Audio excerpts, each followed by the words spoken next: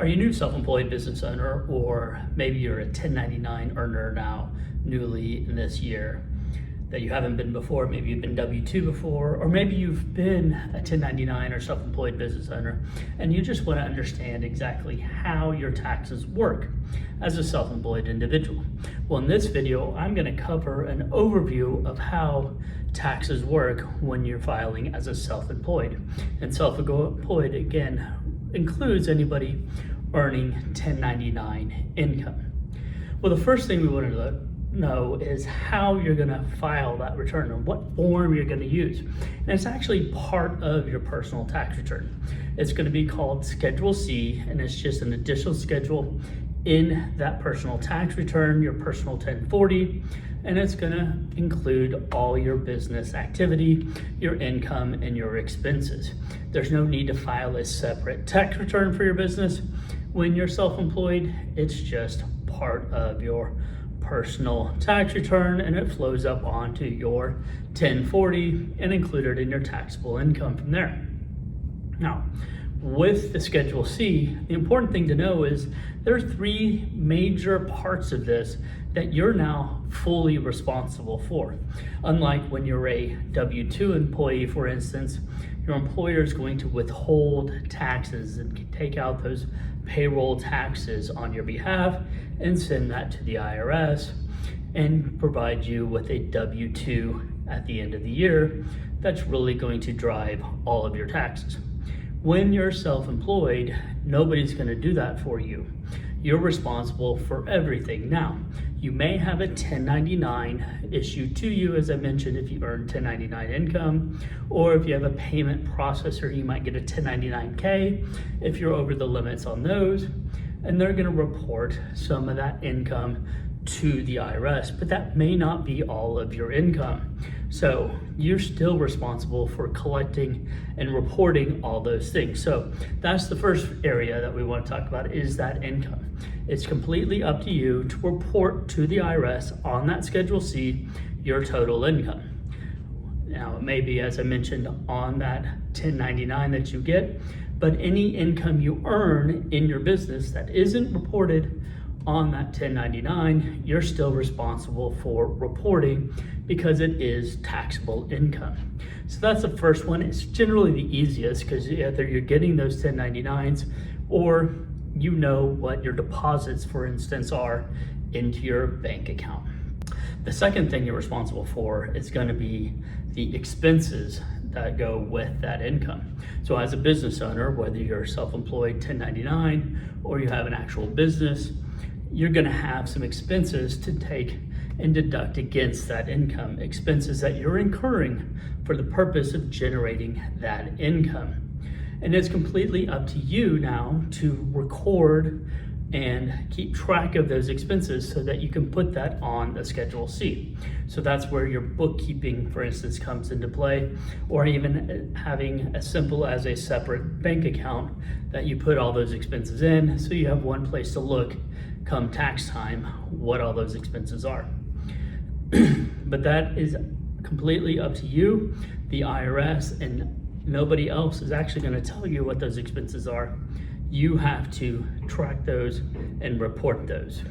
Now, they may question you in an audit, but the first step is for you to actually report those expenses accurately on that Schedule C. And then the third part is actually paying for those taxes, because you're generating income, and hopefully your income exceeds, I should say, those expenses. Then you're going to have profit from your business, and that profit's going to generate taxes. And so you're required to actually pay in those taxes yourself. And if it's over $1,000 of taxes, you're going to need to make those in quarterly estimated tax payments. Now, I'll do a video in the future on how an easy way to go about estimating those taxes each year, or each quarter, I should say. But it is completely your responsibility to pay it either by quarter or at the end. Nobody's withholding the money like that W-2 example and sending that off to the IRS. You have to submit those in on your own through quarterly estimated tax payments, or and a payment with your tax return at the end of the year when you file that. That's the overview of the form and what you're responsible for. It's completely onto you. You are self-reporting in essence your tax return.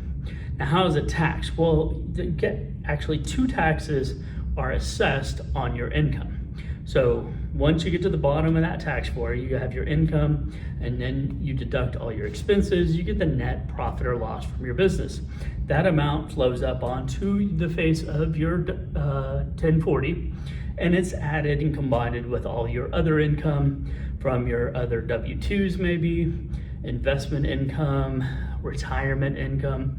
All those incomes are added together, ultimately going through standard or itemized deduction, getting to your taxable income, and that's where the federal tax brackets, that income tax is assessed based upon your total income. So that tax rate's gonna vary depending on what other income you have and what your income is in the business.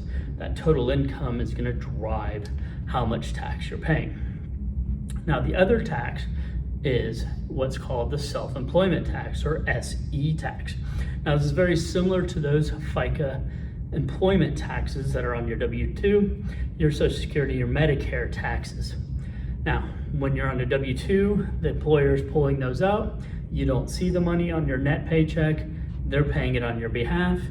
Again, this is an instance where you have to pay it as part of your personal tax return, and you're paying both the employee and the employer portions.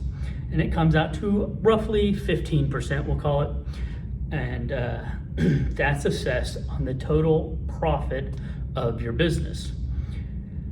That's a secondary tax that is it's unrelated to the income tax. It is an additional tax on top for being self-employed. And again, that's your Social Security, your Medicare taxes that are separate from the income tax. Now, they're added, those 2 numbers, once you calculate those together, they're added together to get your total tax. And then you subtract any withholdings from W-2s or 1099s and any payments of estimated tax payments you've made to reduce down to your net tax due or possibly refund. So that's the general overview of it. The important things to note are, number 1, you're fully responsible for reporting both the income, the expenses, and then the actual payment of taxes.